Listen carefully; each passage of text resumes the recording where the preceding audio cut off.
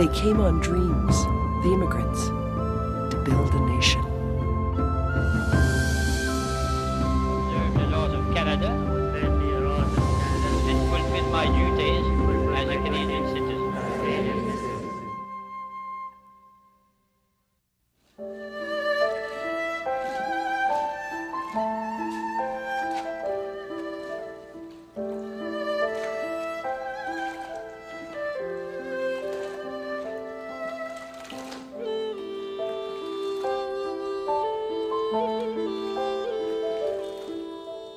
We had Victor, Mary, Clara, then Norm, George, Bill, then myself.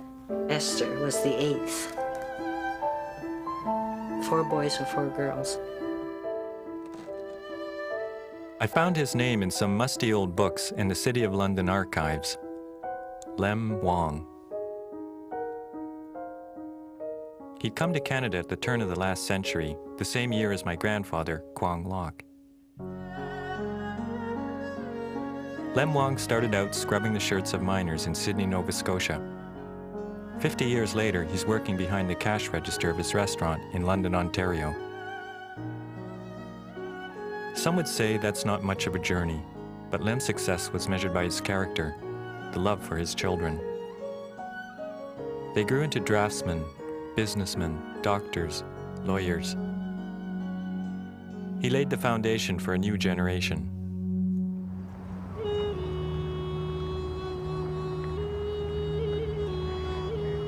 I can reach into the past, but I cannot touch Lem Wong.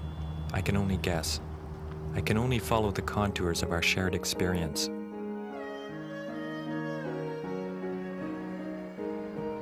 Lem Wong arrived in Vancouver aboard this vessel in 1897. It was part sailboat, part steamer.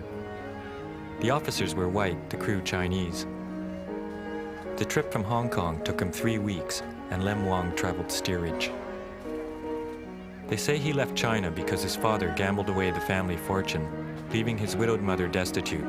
He came with an uncle, and his occupation was officially recorded as woodcutter. He was 16 years old and paid a head tax of $50. Lem and his uncle stepped off the boat into a frontier city. Vancouver had been incorporated just 10 years before. Even at this age, Lem admired frugality and sobriety. And the first thing he did was to seek out the church. And the people took him in, and the teachers there taught him English. And so from then on, he was able to communicate. Chinese people had been living in Vancouver long before Lem Wong arrived.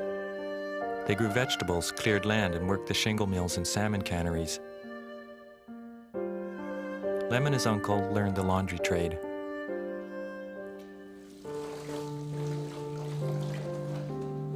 At that time, the collars were detachable so that the men could get more wear out of their shirts, and it would be these collars that would be sent in for laundering. The laundry would only get 2 or 3 cents per collar that they washed, and this was a horrible job to do because, as you know, collars absorb a lot of oil and dirt, and it's hell to clean. But so the Chinese laundrymen had to scrub them with brushes. They would bleach them, they would boil them, put them through grinding, sort of washer grinders, trying desperately to get these collars clean. The life of a Chinese laundryman was short. Many died in their 30s, suffering from malnutrition and overwork. The old Chinese used to say, they work so hard, they wash their laundry with tears.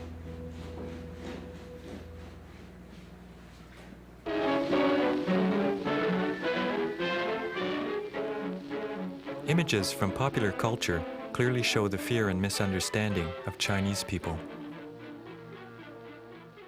Things like this can't happen. Ah, you do not know the Oriental mind. It is steeped in the wisdom of the ages. Things do happen. We have seen. The answer will be simple when we find it. A great screen of mysticism to cover up some ghastly traffic in human souls.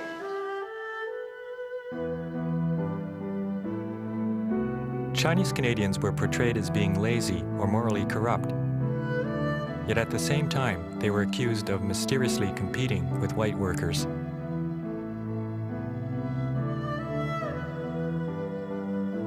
Such sentiments gave rise to malicious legislation that disenfranchised Chinese Canadians and demanded head taxes from Chinese immigrants. By 1923, all Chinese immigration was completely halted. After 5 months in Vancouver, Lem said goodbye to his uncle and headed off alone to seek his fortune. Sometimes he passed Chinese railway workers.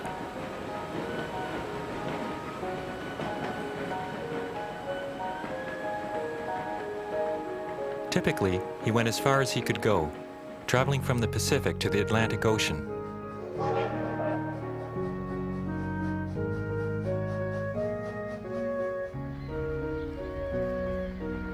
When he got to Sydney, Nova Scotia, he washed the clothes of steel mill workers. Lem Wong worked 14 hours a day. On Friday, when the soiled laundry came piling in, Lem worked right through until Saturday night. He was paid $4 a week, less than half the salary of an unskilled laborer. He didn't tell us his life was easy, but he didn't impress upon us how hard it was for him. He never seemed to want to give us that feeling that he suffered, although I'm sure that there were a lot of incidents that would have been hurtful to him.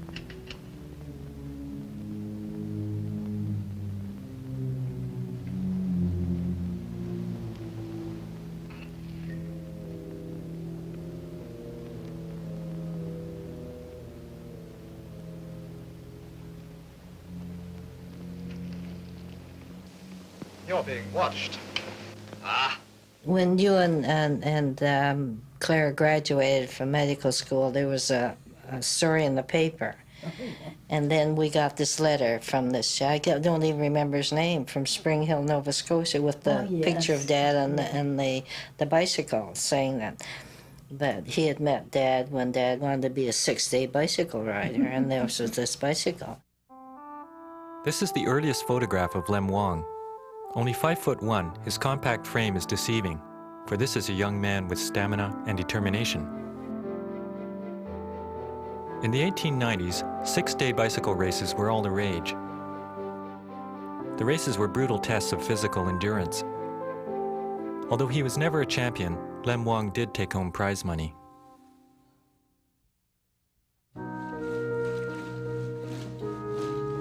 Prize money from racing put Lem's savings over $100. 5 years after arriving in Sydney, he finally had enough money saved for a round-trip ticket to China to find a wife.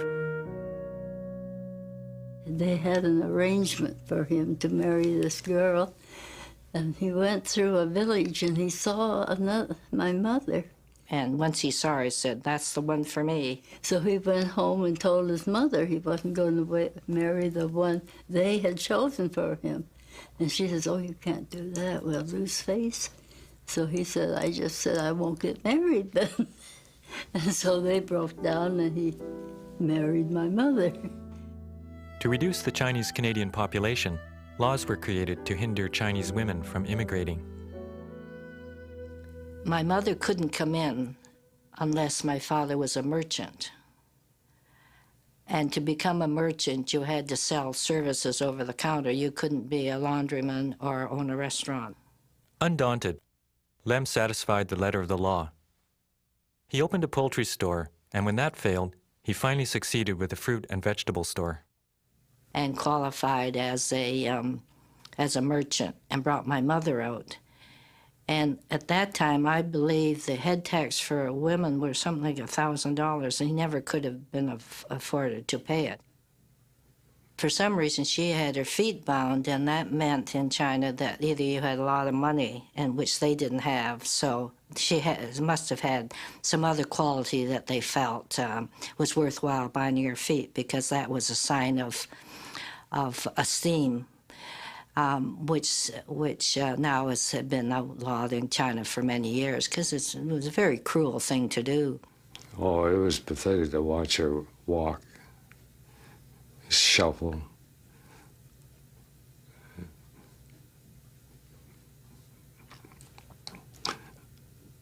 I never did, I don't think I ever did see her feet bare, so I'm not sure just what they look like. He had my mother's feet unbound so that she could walk. She had difficulty with her feet, but if her feet had continued to be bound, she wouldn't be able to walk very well. Lem was a man of open heart and open mind. He believed that women and men should have the same opportunity. Of his 4 daughters, Mary and Clara became doctors, Greta became a lawyer, and Esther was a biochemist. Girls weren't encouraged to go on to post-secondary school, and Dad certainly encouraged all of us to go as far as we wanted to go. All except me. Yeah. I had to get out and work. In his earlier travels across Canada, Lem had been impressed with London, Ontario. He decided to settle there with his wife and his oldest son, Victor. After years as a partner in a laundry, in 1914, he ventured into a new business and opened Wong's Cafe.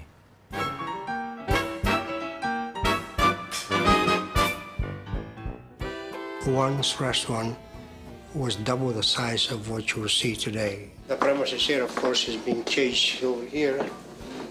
It's supposed to use it as a sitting room or as a dining room, whatever the case may be.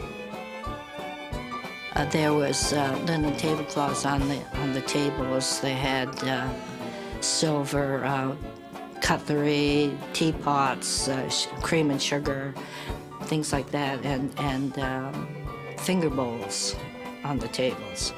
The waiters all went to New York to train to hold the trays up over their heads so that they could carry everything there and then bring them down and put them on the tables.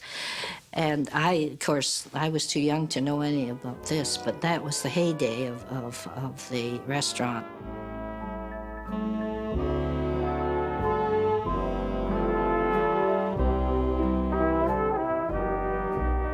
At that time, I would say there must have been probably 11 bands our size or larger in London. And I think that came from the fact that Lombardos came from London. And I think a lot of us, when we were kids, we wanted to be Lombardos. They opened the dance floor there where Guy Lombardo was supposed to have started, with maybe his 2 brothers or something. And on Friday night, we would usually broadcast from CJGC, and we'd have a master of ceremonies come in. He would say, like, "Good evening, ladies and gentlemen, and direct from Wong's Cafe in London, we bring you the music of Ken Sullivan and his orchestra." And then he'd give us a downbeat, and then the band would start playing their theme song. He just was able to think of these things to enhance his own business and to make it flourish. And where he got all this from, I don't know, because he only had a grade 4 education.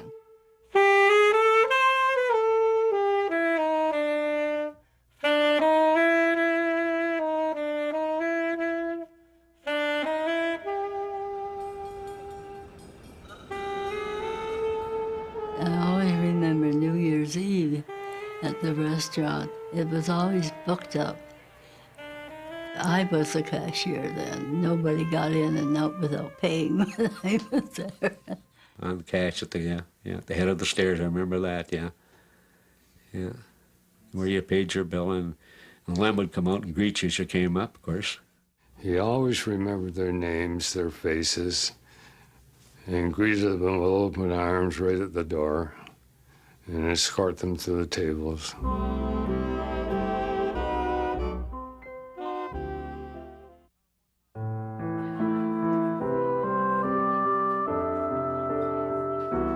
The Great Depression of the 1930s hit hard, and Lem Wong was forced to move his family into cramped quarters on the top floor of his cafe. From here on used to be the living quarters. Used to be very small rooms which were partitioned up with a very heavy cardboard type of fiber. When we were ripping them down, we found a letter which Mr. Wong was asking for a loan, one of his relatives in Toronto for about $50. The letter must have been written around 1930 or 31. We didn't really appreciate what my dad was going through at the time. He struggled along and saw us through it. And then at that time, Mary and Claire were right at the height of going to school, and they had to get loans and things to help them.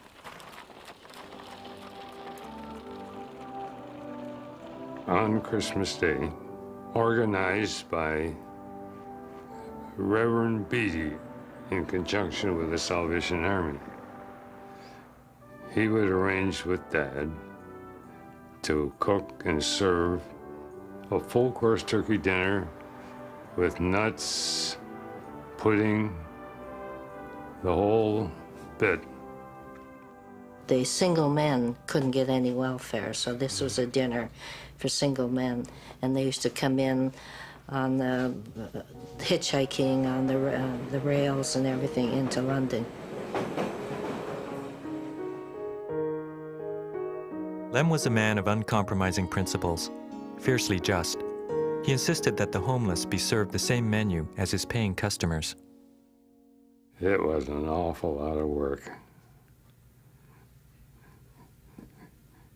Working to get the restaurant into place the night before, working till 2 and 3 o'clock in the morning, and then getting up at 9 and 10 o'clock in the morning to come down and do the final touches, then serve the dinners, and then clean up, get ready for the regular Christmas dinner. But it was a trying weekend. And then came New Year's Eve on top of that. As the Depression claimed other lives and dreams, Lem Wong managed to rebuild his business with quiet fortitude. For a while, I would say my dad was like a phantom father. During the day, he'd be at work, and we'd be at school. And then after school, we'd come home, and he'd be still at work. Then about 8 o'clock, he would come home, check us kids out to make sure we were all okay, sit down for supper. He would go up and have an hour or so of rest. We would get ready for bed. While we were in bed, he'd be off back to the restaurant. So that was the only time we'd ever see Dad. It was at about 8 o'clock at night. But in the meantime, it was Mother that made sure we behaved. She was quick with the slippers off her feet. I don't think I ever saw Dad get mad. Did you? Well, the only time, if he didn't like it, he used to kind of grind his teeth, and then you knew it was time to hide. I saw him get mad. Yeah. I was caught coming out of the movie when I should have been at school. All right, yeah. You knew when he didn't like what you did. He would never become violent, though. No. He just hold himself. Yeah. That's why he got migraines. No matter what his efforts and success, bruising stereotypes were all around him. Just a minute. This is one time you won't get away before I speak to you. No. We mustn't be seen talking. If we were caught, it would mean the end of everything for both of us. But why? I don't understand. You're a white girl. What are you doing on a place like this? A provincial law designed to protect the white population from corruption by Chinese Canadians made it illegal for Lem Wong to employ white women in his restaurant.